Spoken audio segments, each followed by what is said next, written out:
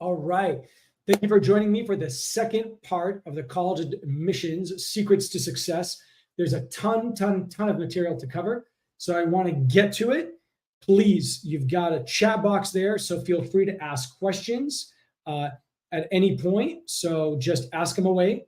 No worries at all. I will be watching and monitoring that. So without further ado, let's get started and cover a little bit about what we covered last time. It's been a two-part webinar. So I want to cover what we covered last time and then get straight into what we're going to be focusing on today. And there's a ton of really important materials. I want you to kind of pay attention in terms of what we're going to cover, but more importantly, to, as I said, ask questions as we go through it so we can make it as interactive as possible. All right. So a little bit of background. Started the company in 2008. In terms of my education background, I was an international student when I came to the US. Did the international baccalaureate. Wasn't a great high school student, so I didn't stand a really good chance of getting into a top school. But I did decently in my international baccalaureate, even though I took the the SAT 3 times and did just barely better each time, ending up, I think, with a collective score of 10, maybe 50. Which was not competitive enough to get me into a top school, but I wrote a really good application, in my opinion, and was able to start off at UC Santa Barbara and then transfer to UCLA. And a lot of what I started learning, even as early as high school to college, college to law school to my master's programs, I was already kind of baking it in and creating and thinking about Right Track. And as I said, I started Right Track largely based on my experience going to law school. I had a really good, as I said, good grades from undergrad. I graduated top of my class in UCLA in history, but my LSAT, instead of it going progressively better like my SATs, and I mean marginally better, it actually became progressively worse. Even if it was marginally worse, it was progressively worse, where I ended up with a cumulative score of 155, which really didn't give me a fighting chance to get into a top 10 law school, which is where I really wanted to go. So I really spent a lot of time on my application materials. And I have to say that despite applying to 17 law schools, I got into one. And the one I got into was one of my top choice law schools, which was UC Berkeley Law. At the time, I was ranked 6th in America. During law school, I left law school, did a master's in Cambridge at Pembroke College in International Relations, as you can see there. And then about 10 years after I graduated law school, or a little less, maybe 8 years, I ended up going back to graduate school and doing a master's at Harvard, where I got a full ride scholarship, largely applying what I learned from Right Track. And having started the company back in 2008 when I graduated, I applied those lessons for Harvard, got in, and got that full ride scholarship, almost $100,000 scholarship, which allowed me to study there for free. And since then, we've been really baking in those experiences and those learning lessons to you in what is the College Admissions Mastery course. And this course truly is what we're going to be talking about, and it's what brings everything together full circle and really allowed me to describe and discuss everything that we have going on here and we're going to be talking about over the course of today and what we talked about on the last webinar. Now, just so that you know, and just as a sneak peek, if you do attended the last webinar and this one, you do stand a chance to get the course for free. And also you'll be getting a discount, I believe 25%, but we'll talk about that at the end. Now, here's what we covered in part 1 of the webinar series, which I want to say may still be up on YouTube, though I have a suspicion that we may be taking it down. Though you can contact us and we will do what we can to provide you at least with the mastery course and give you that discount. But in part 1, we covered how to prepare your profile and live your story, how to assemble your application materials, how to select the right colleges, right recommenders, figure out the financial aid mystery, which, as you can imagine, this year was even crazier, especially for our American applicants in terms of FAFSA and all the snafus that happened there, and much more we covered in part 1. Part 2, we're going to be covering a lot about how to write the right story in terms of the application materials, how to submit the application so that you're really ahead of the game and when to submit them, what to do once you're accepted, how to succeed in college and beyond. All right, so let's get busy. We got a lot to cover. So writing your right story. Right story, obviously play on words since we're called right track admissions, but really there is an art to this process, which is why, as you guys can see here, we've got the motto, discover your story, get admitted. It all revolves around the story, all right? So I want you guys to, what was that, Yoda? Yes, it is, and we're going to talk about that because you guys are probably thinking, what the hell is this guy doing? It's not a ruse, it is Yoda, and we're going to get to that. So think about this process, okay? The story arc, the attention grabber, how to pull in the audience from the beginning so we can engage them. Then I want to talk about the background in terms of your character and developing who you are. Then talking about your story, developing how who you are is how you live, and how you live informs what you want to do, which is D, direction, what you want to do, why you want to go to college, and what you want to study, and then bringing it all back to the beginning, all right? And we're going to break this down piece by piece. So I want you to keep this in mind. There's the tension rising. There's the timeline falling, beginning, middle, and end, okay? And we're going to get to Yoda. But why do I have a camera here? Because I want you to think about your life like a movie, right? Think about your life like a movie. Not just, thinking about it in terms of like a general essay where you just dump ideas. But if you had an audience and they're eating that popcorn, they're looking at you on the screen, what gets them excited? What are they thinking about? How are they going to be engaged? And how are we going to prevent them from walking out or writing a really horrible review on Rotten Tomatoes? The way we do that is we engage them, we pull them in, right? We have them buy into what the story is going to be about and getting them excited. Because oftentimes, most admissions experts only have about 10, 20 minutes to look at your essay. And if you already lose them at the beginning, you're out. You've lost them. So you've got to think about what draws them in. How do we make them fall in love with you and understand your journey? How do we get them to understand everything that you've done and appreciate it? How do we expect them and help them understand where you want to go and why we should even think about them as an audience, as a stakeholder in the whole process, right? So really the way I kind of think about it is why you, why now, why us? Why you, why now, why college? Obviously for most people, it's the gradual thing, but you could take a year out. You could avoid college. Why college? You got to make sure that all that kind of fits in. And then why us? Really writing about why that school. Now, some essays like the common application is not going to one specific school. It's going to all the schools you're applying to or the ones that subscribe to the common application. But in the end of the day, for those schools that say why our school, we're going to talk about that here. So let's break it down piece by piece. The first is the attention grabber. And that's really want to kind of engage the audience. Who you are. Why should they care about you? How do they learn? Excuse me. I draw that. The attention grabbers, you're pulling them in so you have an action sequence. So you draw them in, you engage them from the beginning, right? And we talked about how that is right there in terms of tension. You're pulling them in, kind of like a car chase. Imagine that in the movies, right? So you're doing that, you're pulling them in. It's about 100 words. Just draw them in and get them excited. Second part is who you are. Who am I? And you want them to know about that, your upbringing, where you grew up, the challenges you faced, the tribulations, what you learned, the values you uphold, right? That is the character development. The next layer is C, career. And that's really mostly for you guys because you're in high school, is mostly academics, but also if you did volunteer work, if you did summer internships, if you did certain things, let's call it professional as well. So it's both academic career and professional career. And that's really where you flex all those great qualities that you want the school to know about, okay? And that is the story development. So we say who you are, what you've done. And now that we've talked about what we've done, we want to start saying, given who I am and what we've done, here's where I want to go.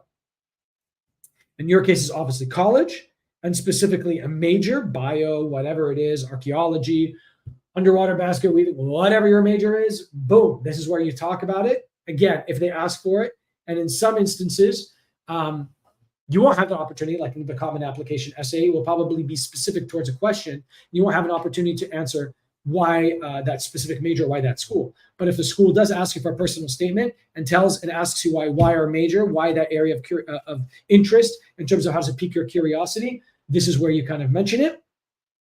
and your goals for the future. So you're basically saying, I want to basically study biology in college so that I can do 1, 2, and 3. And I want to do it at your school, right? And that's educational program college and their school, whatever, Harvard, Stanford, Princeton, Columbia, University of Nebraska, wherever it would may be, right? And the way that you write that, especially for that school specific essay, and or if you don't, but you still want to write this in one of the paragraphs, use CLAP, okay? Community, location, academics, personal, but write it as academics, community, location, personal.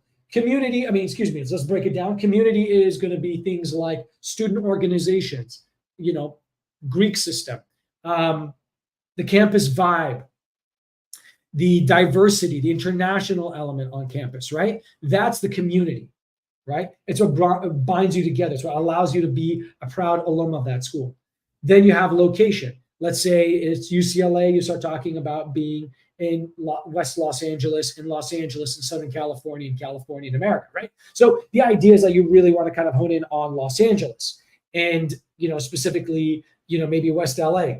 And what that does for you, gives you opportunities for careers. It gives you opportunities for art, sports, whatever it may be that really draws you to that location and gets you connected to them. Maybe you grew up in the area, right? Then academics, obviously the most important one. And that's going to be things like classes, professors, student journals, clinics, research, specific courses, concentrations. All of those things will come in under academics and why that school really makes sense for you, right? And then finding the personal. The personal could be anywhere from legacy, in terms of when your parents went to that school, or you did summer school at that school, or a professor at that school that you became friends with, that mentored you, or you knew an alum from that school, or you visited the campus virtually or in person, whatever it is. But it's that je ne sais quoi, that X factor that makes it a personal connection to you.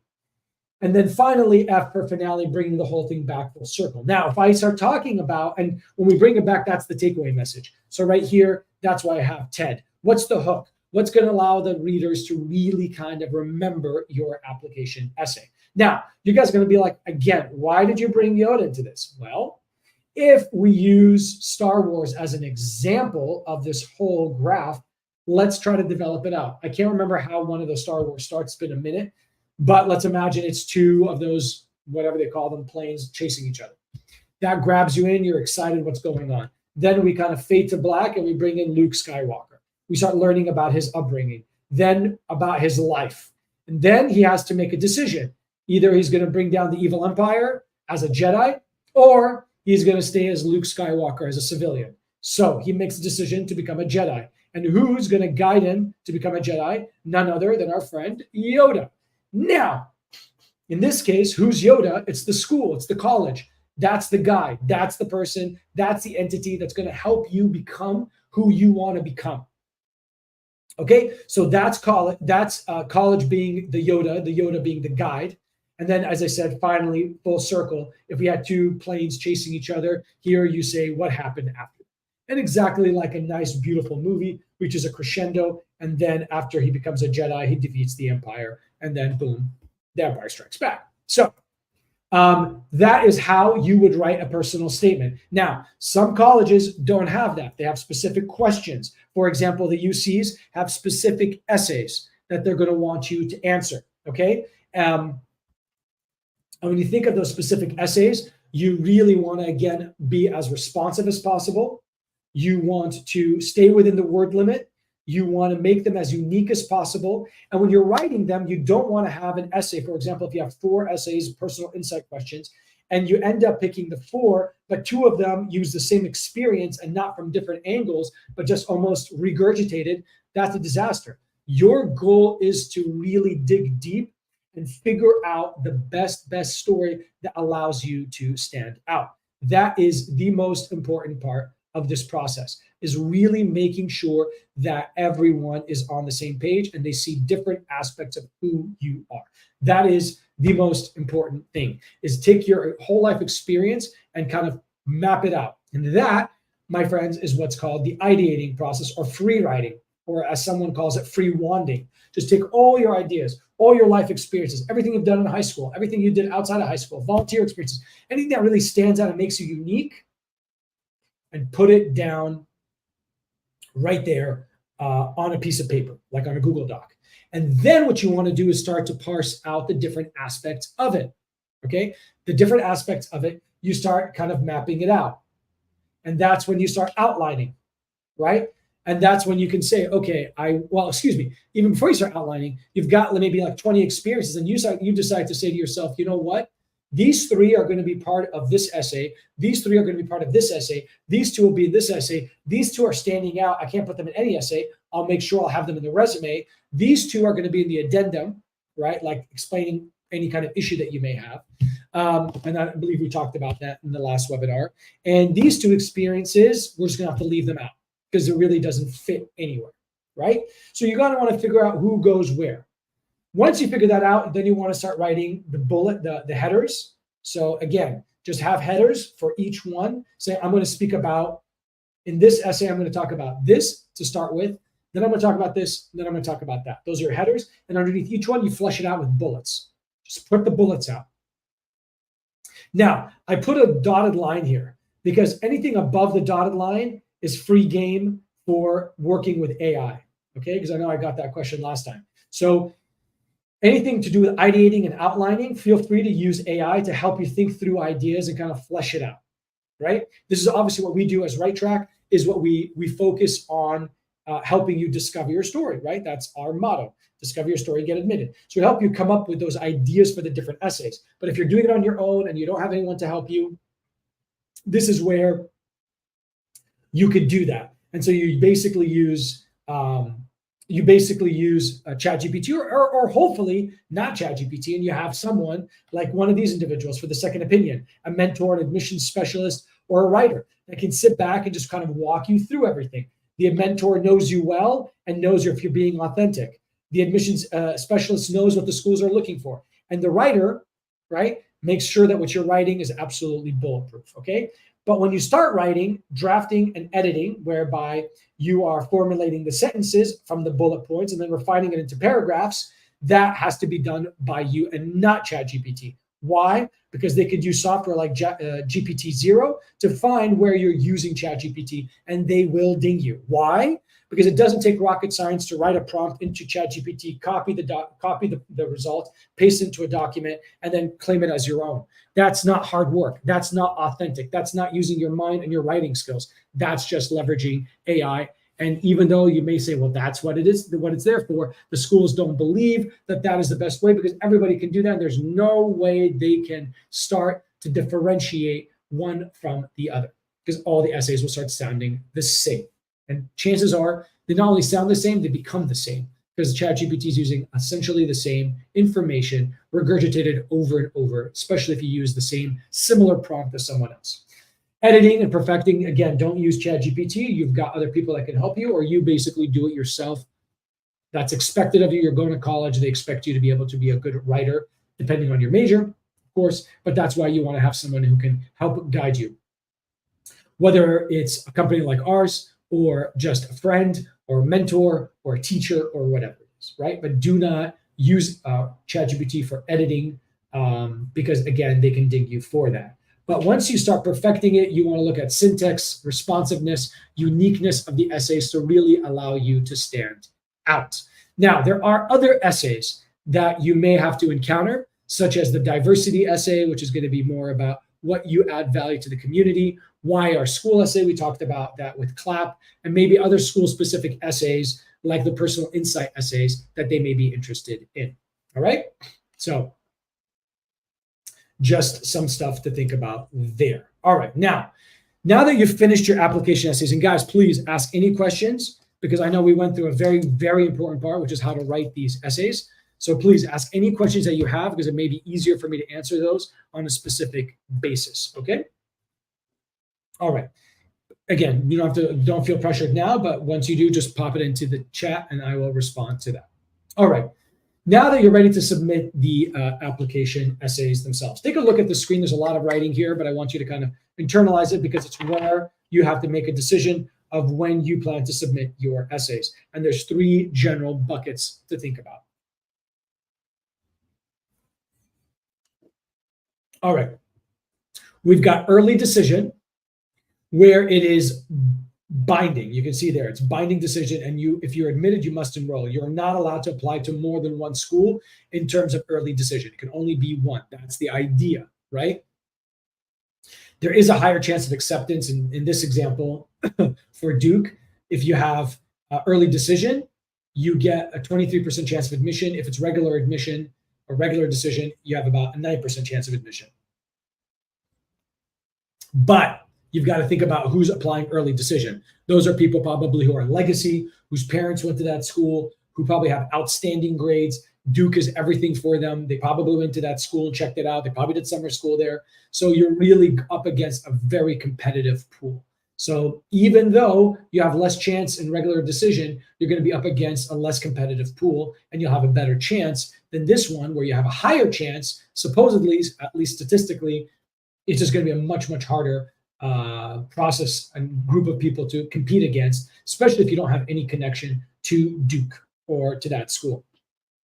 You do get earlier notification, so you find out in mid-December, which is always nice to know early where you're going to be going. There's less stress because you finished earlier, right? So you wrap it up sometime around November, and you can just sit back and chill. And if you don't get accepted in early decision, they will, in most cases, defer you to regular admission, or what's called regular decision, right? So you get 2 bites at the apple. Con, though, is that you have less time to put your application together because you've got to submit it around early November. Again, the decision is binding, so you must enroll. You don't have a chance to compare financial aid packages because once you are admitted, you have to accept. And as I said, you can't apply to more than one school ED, all right?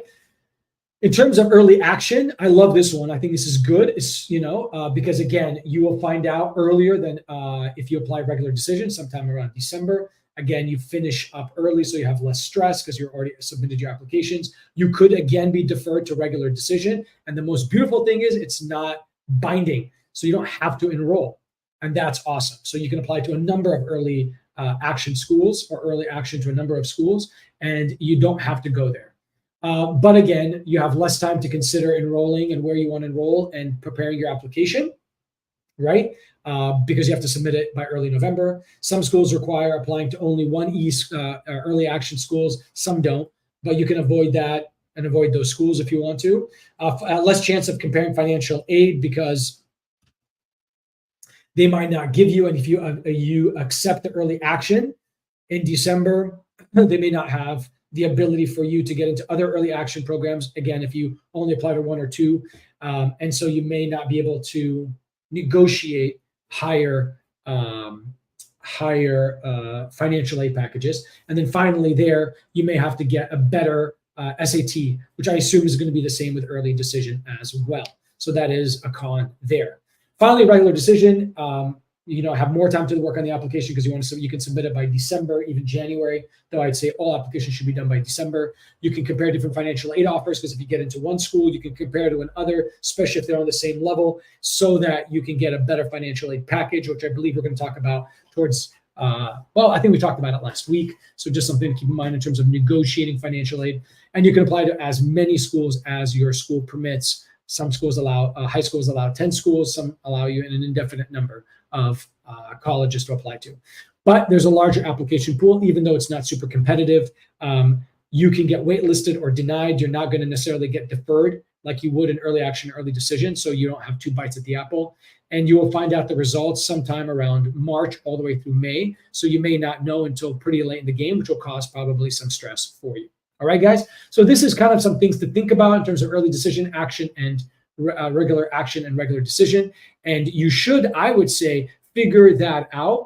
And then next to each school, figure out which one you're going to apply early action, early decision, or regular admission. And don't forget, you can apply early decision to one school, apply to several early action schools, and then apply to quite a few regular decision, either when you're applying to regular decision, regular action, or later, if you don't get into either one of those time slots, then you can apply later on regular decision. Just don't wait till the end and find out and then say, oh, I got denied mid-December from my early decision. Now I'm going to scramble to put together my regular decision applications. I think the better move is to do all of them at around the same time in November, October, and then sequentially for the regular decisions, submit them out over time. But the other ones, you have to submit them early by the deadline. All right. All right. And let me know again if you have any questions on that. Now, in terms of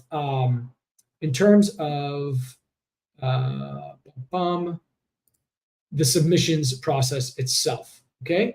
In terms of the submissions process itself, I'm not going to read all of these in sequence. There's a lot here, but basically, in sum, basically make sure you proofread all your application materials before you submit it. There's no excuse for having errors, and you will get massively dinged if you have a lot of errors. I said submit earlier rather than later because most schools are rolling admission. And you don't want to be in a situation where you're struggling to submit at the deadline and then something happens. Do not rush to a submit though, because you don't want to have a crappy half-baked application. You want to make sure you've spent quality time on the process and on your application. But remember, the enemy of good is perfect. Don't over obsess about your application materials. You do want to make sure that you have given enough thought, but not overthinking it and then end up in analysis paralysis situation. Address any issues ASAP. If you hear from the school and says, hey, we don't have your letter of rec, or we don't have your transcript, or your one of your essays never came through and was corrupt, or whatever it is, you want to quickly make changes and fix that issue and send it off to them so there's no delays. Now, in terms of in terms of post-decision or post-submission, once you've submitted your application materials and everything's good to go, keep active in school because you may want to you may be put on the wait list and you want to put yourself in the best shoes and say, since I've applied, I got the scholarship, I've got this honor, I did this, I did that. So they want to see that, okay? Prepare for the interview. If you are applying to schools that do interview, and a lot of them do, you want to make sure that you have that. And we're going to talk a little bit about the interview process itself. Make sure if you get great grades and get good grades, that's going to help you a hell of a lot, because if you are a borderline candidate because your grades weren't the best, and then you crush it your winter semester or quarter, then you could submit those grades and show them that just before going to school, you're an outstanding student, okay? And then make sure you follow up. If you don't hear back from the schools sometime around mid-March, April, then start messaging them and say, hey, I already admitted into these 3 schools. Yours is still one of my top choice. I'd like to know what your decision is, all right? Those are the kind of major tips I want you to think about before you submit and after you submit. And again, please, we're getting through a lot of material. Let me know if you have any questions at all. All right. Here is the interview. A lot of schools do interviews.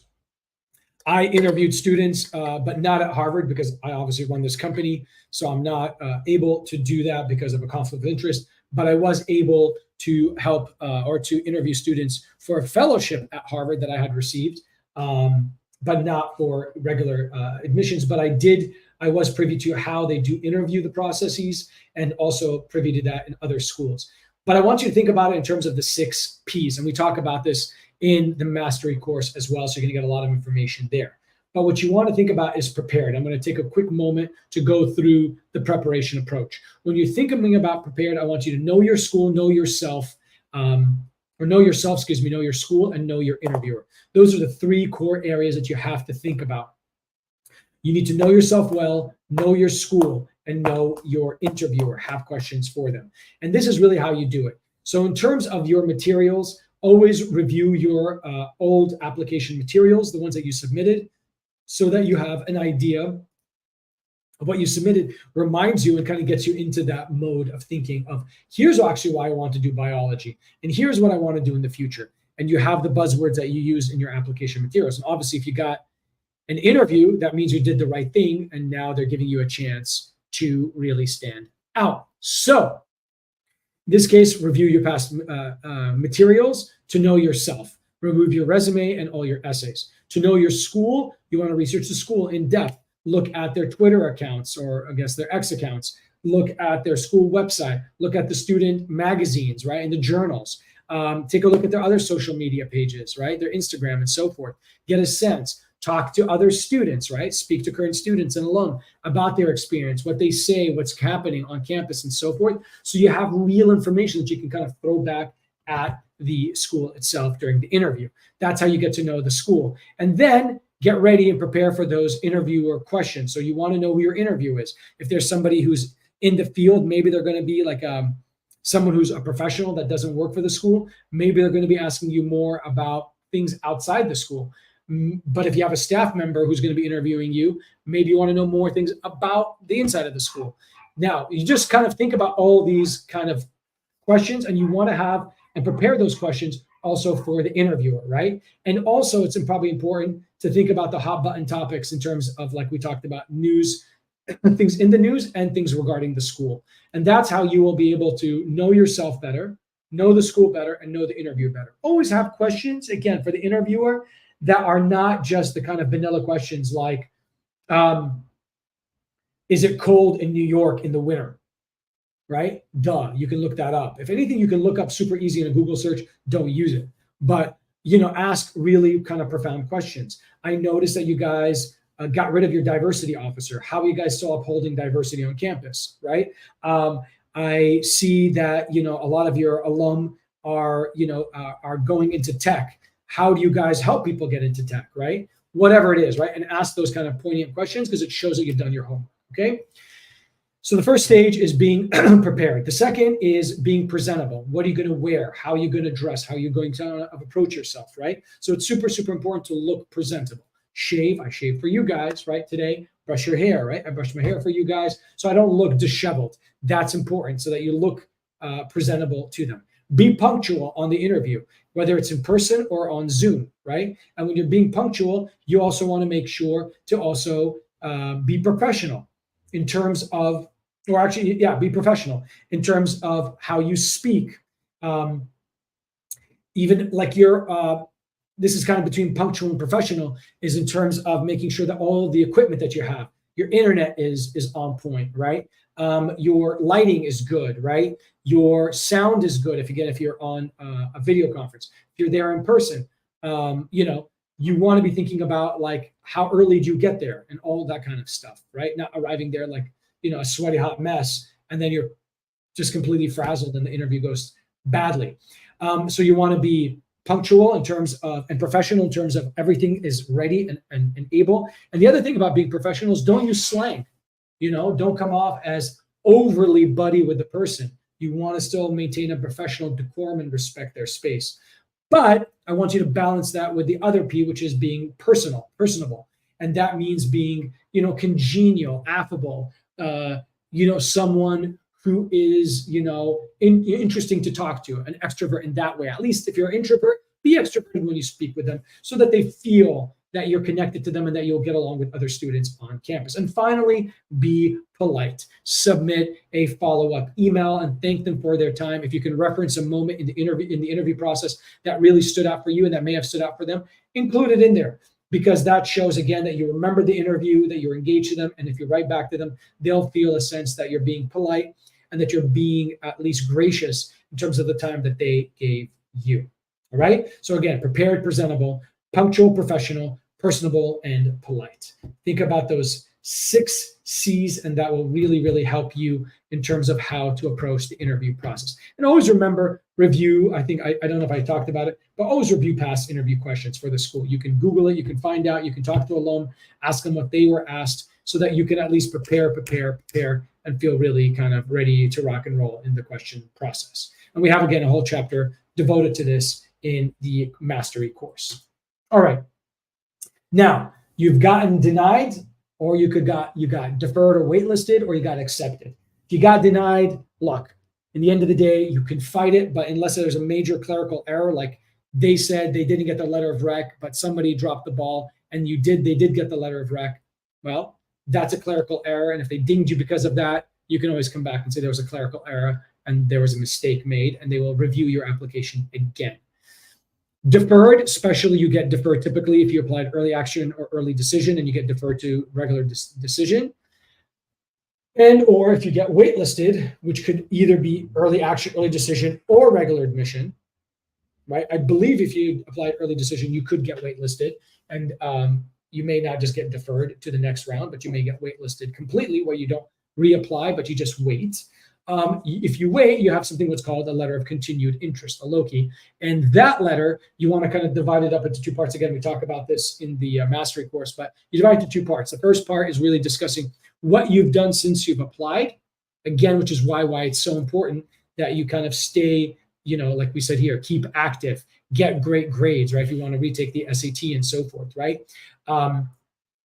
Those two things right there, those will help you in terms of writing that letter of continued interest, because you can say, since applying, I've done all kinds of things. I've gotten these honors, this scholarship, whatever it is. I scored this.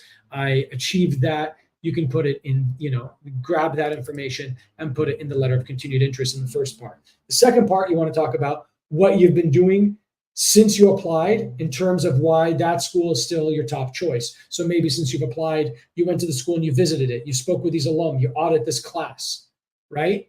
And go back to our first presentation, because we have in there what you should do in terms of the research you're doing for the school and the fact what you do when you visit the campus, which if you got waitlisted at a school you really like or deferred, I would go there and gather information and get all that, documentation so that you can include in your application material. If you got accepted, time out, don't rush and accept it unless it's an early decision and then you don't have a choice. Obviously, you can reject an early decision and then apply a regular decision to other schools, but you can, as I said, have 2 or 3 regular decision acceptances because you can get into trouble. So how do you evaluate your offer? It's important that you wait till all your offers come through. Again, unless it's early decision, they give you a fast and hard deadline, like you have to let us know by early January, then you have to let them know. But if you're applying, let's say regular decision, and you got accepted sometime in January, February, I would wait until you get all your applications back, especially in the schools you really care about, and you negotiate your financial aid, okay? Whereby you say, hey, I got into USC and UCLA, for example.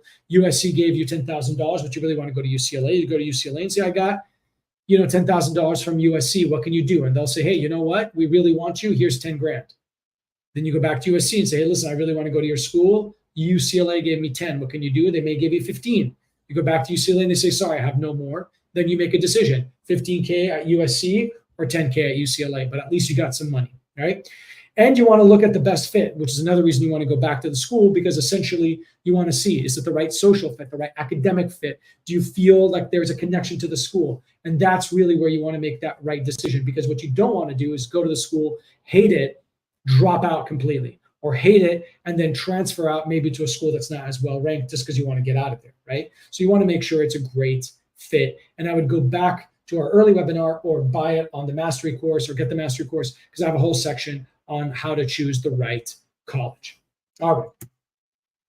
Now, how do colleges evaluate you? Now that you basically, accept, that you were denied or deferred, how do they evaluate you? Just so that you have an idea. And this kind of pull back the curtain for you to basically understand.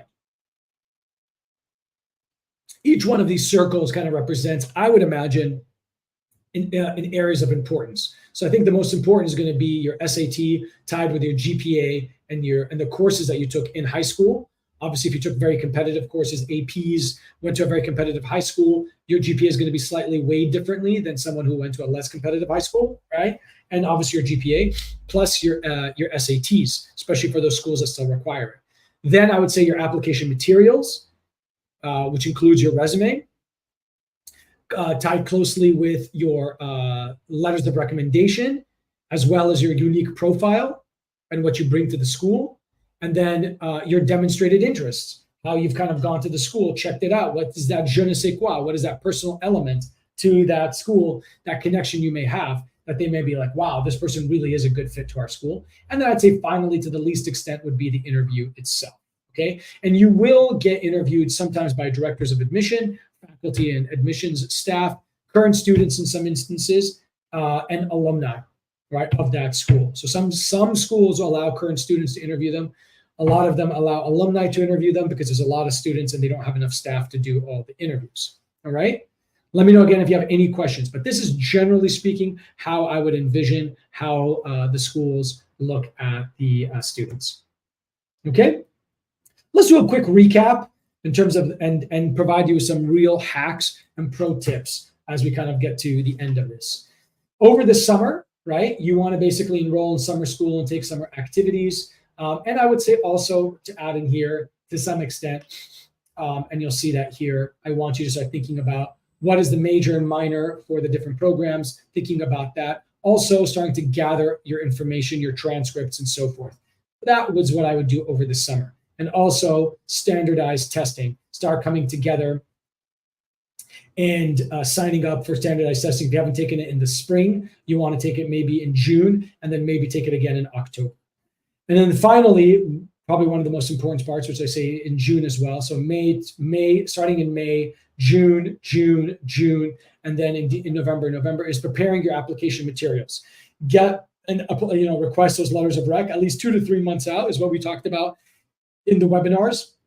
Lay out the application like we talked about, ideate, put all that information down, start writing down in an Excel spreadsheet the different deadlines and so forth, so you know what each school requires, when they need to be submitted by, which one you're going to apply, EA versus ED versus RD, right?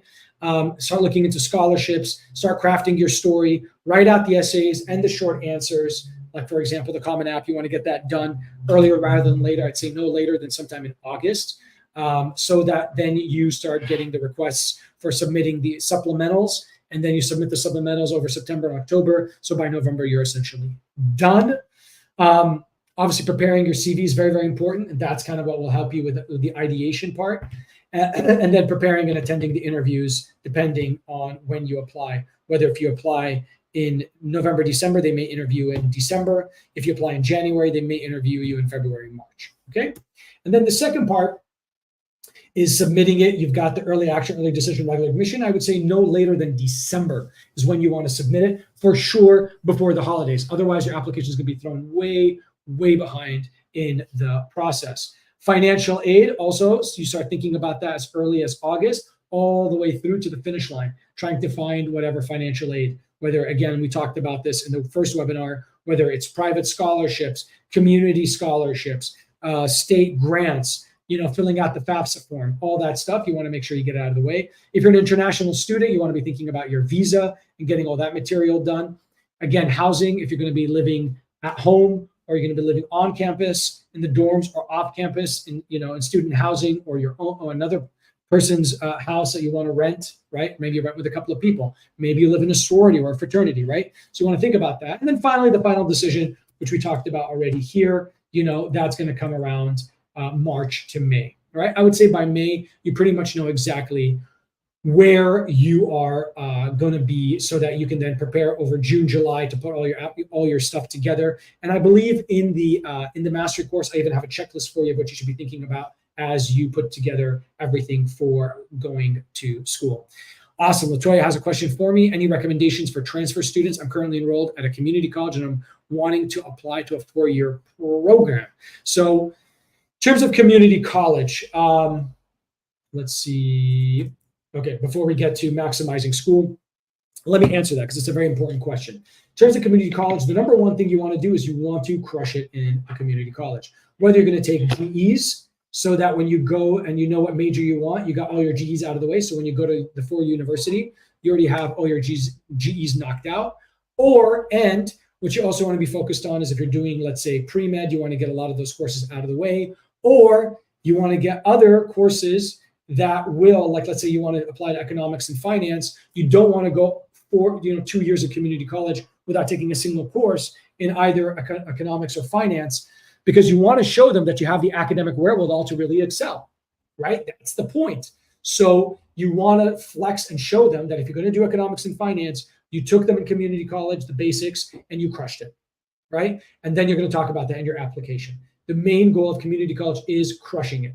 I don't think they care as much about the extracurriculars of community college as much as they care about how well you do. If you end up in the top 1, 2, 3% of your community college class, but you, on the other hand, another applicant did a whole bunch of crazy stuff when they were community college, but ended up in the top 50%, you're not going to get it. You need to do extremely well in community college to especially get into the top programs. And some community colleges, like Santa Monica College, right down the street, are feeders into UCLA, UC Berkeley, UCI, right?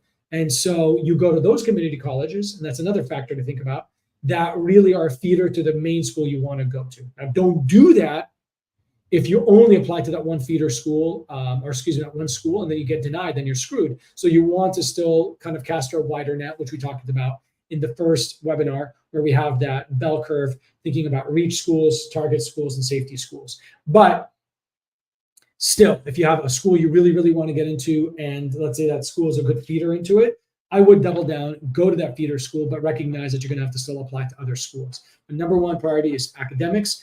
And number two is just, basically making you yourself as unique as possible, and already thinking about that story that you're going to write about in your transfer application, where they're going to ask you why our school. Now, I had transferred from UCSB to UCLA, which is a 4 to 4 year, and that's difficult, and that is not common. So I had to kind of tell them, why did UCLA make more sense than Santa Barbara, even though they're both 4 years? And I said, in my case, that UCLA had a better history program. Also, I was closer to family, and I wanted to be in a city where I'm going to essentially graduate and work. And it worked out, and I was able to get into UCLA. So I hope that kind of gives you some key things to think about, which is what you should be thinking about prioritizing when you're in school, which community colleges to apply to, and essentially how to put yourself in the best position possible to essentially go to community college. Let me give you one last point about community college, now that I think about it, is sometimes you can't get all the courses you need in the prerequisites from one community college. So you may have to go to 1 or 2 community colleges to get all the prerequisites.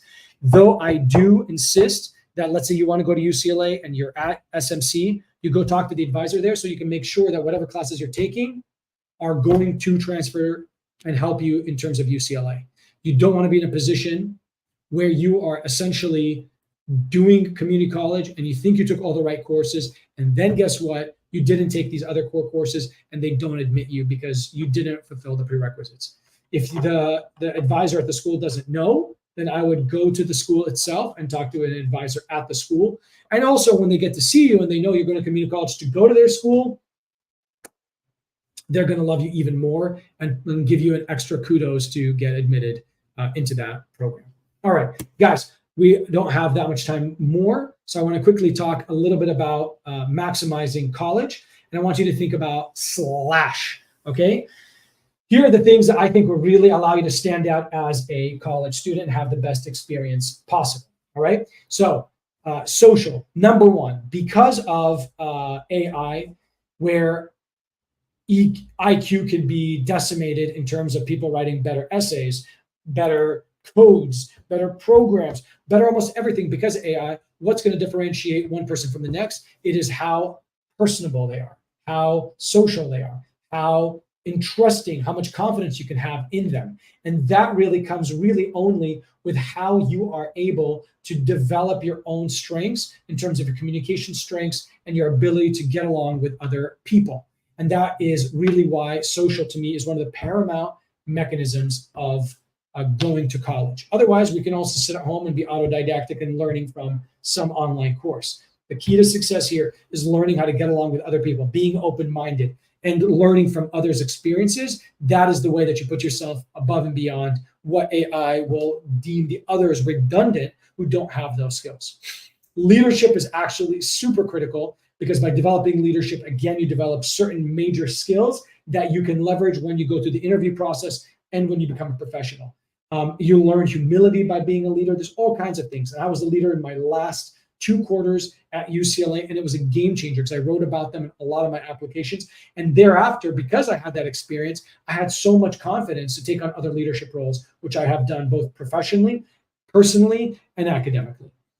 Academics obviously is mission critical. We talked about that. You want to get the best grades. That's how I was able to get financial aid in college, is because once I got really good grades, I went to the honors department and they gave me financial aid because I was a great student. So having great grades gives you financial aid. Having great grades gives you top pickings at job opportunities, right? Top grades also allows you to study in the honors program, which means you're surrounded by other super smart people that you can learn from and gain even more knowledge and understanding and connection to the professor.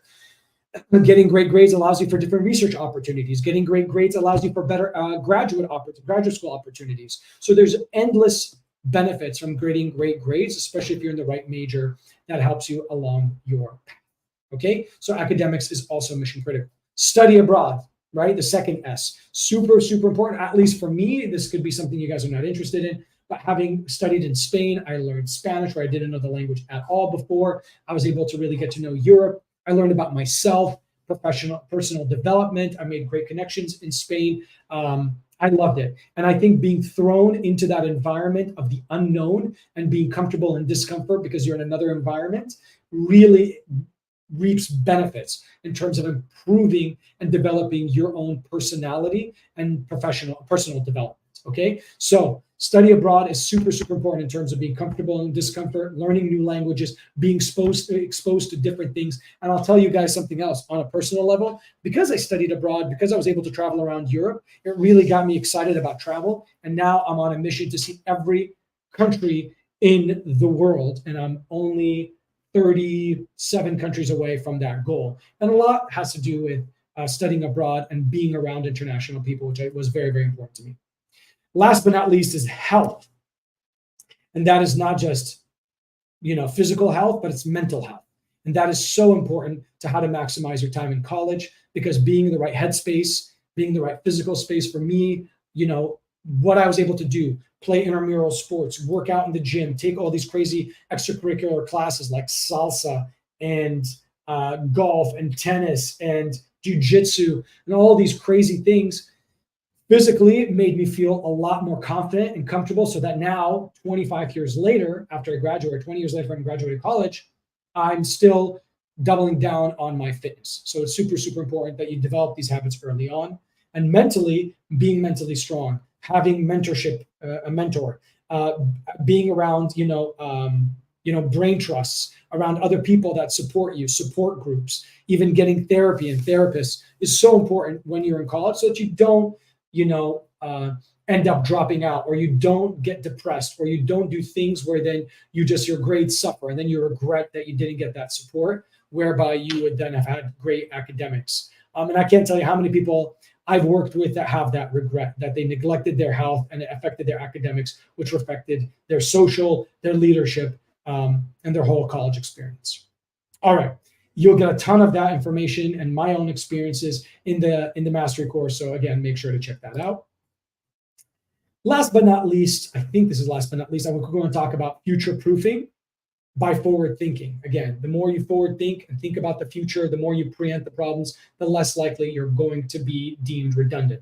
And the way that you do that is you gain as much practical experience as possible, double down in creativity, really look at problems and your academics from a multidisciplinary perspective, right?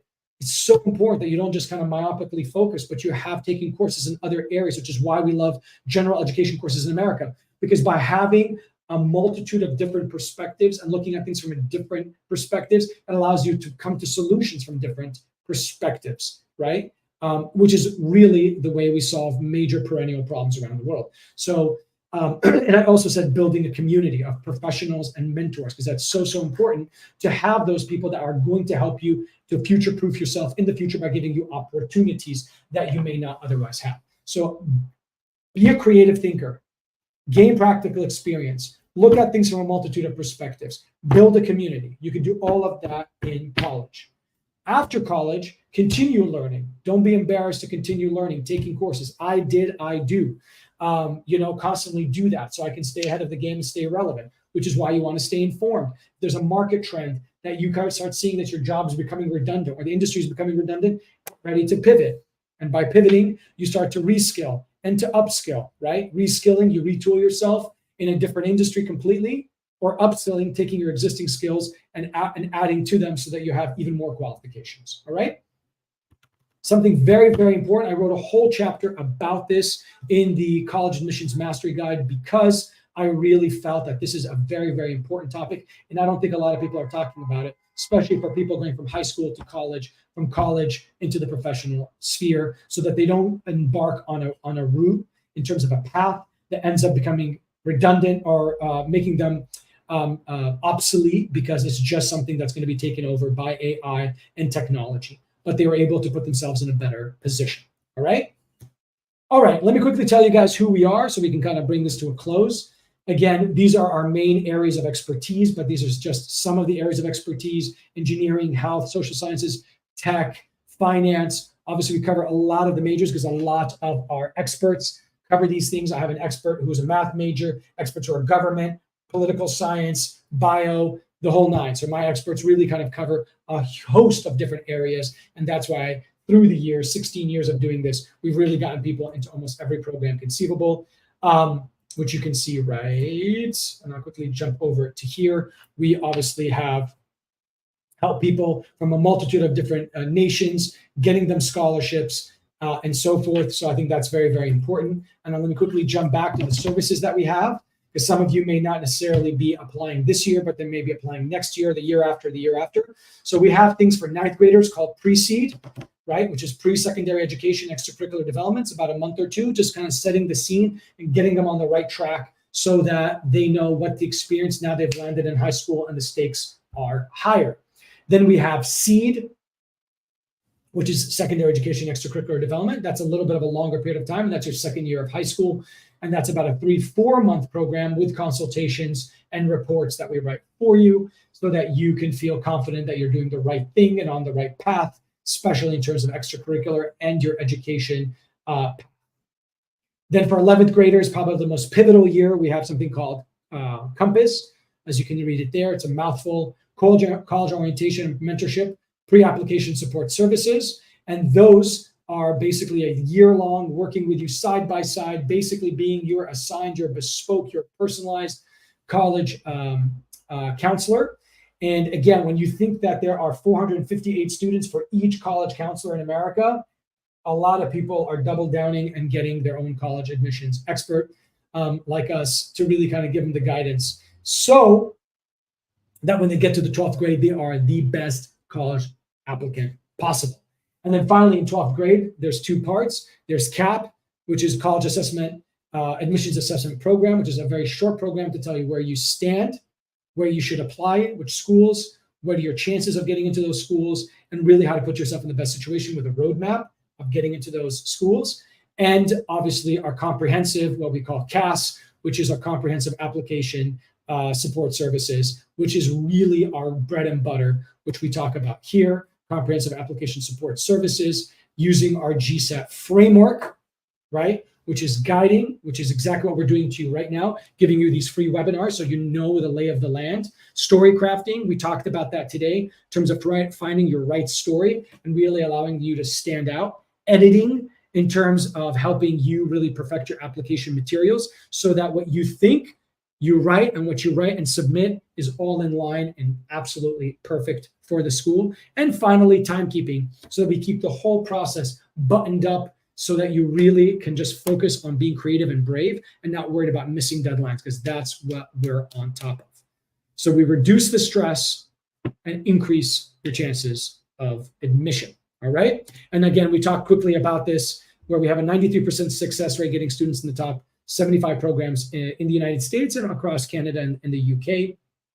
We've represented students from all, almost from all major nations. A lot of my experts speak different languages, have traveled to different countries. I'll show you those guys right now. 16 years of experience. We've gotten a lot of financial aid for our applicants. We're very, very proud of, and it's helped them immeasurably getting to top programs. And like I said, we can help you reduce the stress by decreasing the time, because we can find your story almost immediately, getting you on the right track to success. Once we get you on that path where you feel confident because we've helped you reduce the time that's involved, you are able to devote time to other things like the SATs or your academics. We reduce the stress for you because now you've gotten your applications out of the way. We increase your being brave and creative in terms of your application materials. And then all of that comes together to increase your chance of admission, whereby you stand a better chance of getting into these schools, and the competition, as I showed you in part one of this webinar, is wild. All right. Let's kind of quickly tell you guys about my experts. We've got the gentleman up on the top who went to Texas, graduated, and went on to go to Harvard and Wharton. We've got the individual over there, graduate top of her class at Virginia, ended up being a Marshall Scholar and a Knight Hennessy Scholar. We've got people that went to Harvard, to Princeton, Chicago, NYU. So really outstanding applicants. They're diverse. They speak different languages. They're accomplished. They're experienced. And they were, in your shoes not too long ago. And that's important. because you do want people who really can empathize with your experience as someone who's, younger, and not folks like me who are older. And that's why I don't do college admissions personally, because I'm far removed from the process, but my experts are right there, lockstep with you. All right. These are the schools we've gotten people into. You can see like a plethora of different ones, from Penn to Cambridge to Stanford to Duke to NYU to UCLA, my alma mater. So we've gotten to people into top programs over the last 16 years. And please, guys, want to close it out right at the hour mark. If you contact us in the next 24 hours, we're going to give you this 25% discount, as well as the free mastery course. And you do have a chance to get the course for free. Please contact us. We'll give you a free consultation as well, so that we learn more about you and how we can work well with you to get you into a top program. So without further ado, thank you guys for your time. Check us out, righttrackadmissions.com, or email us at info@righttrackadmissions.com. Thank you very much. I look forward to working with you. We look forward to working with you and getting you on the right track to success.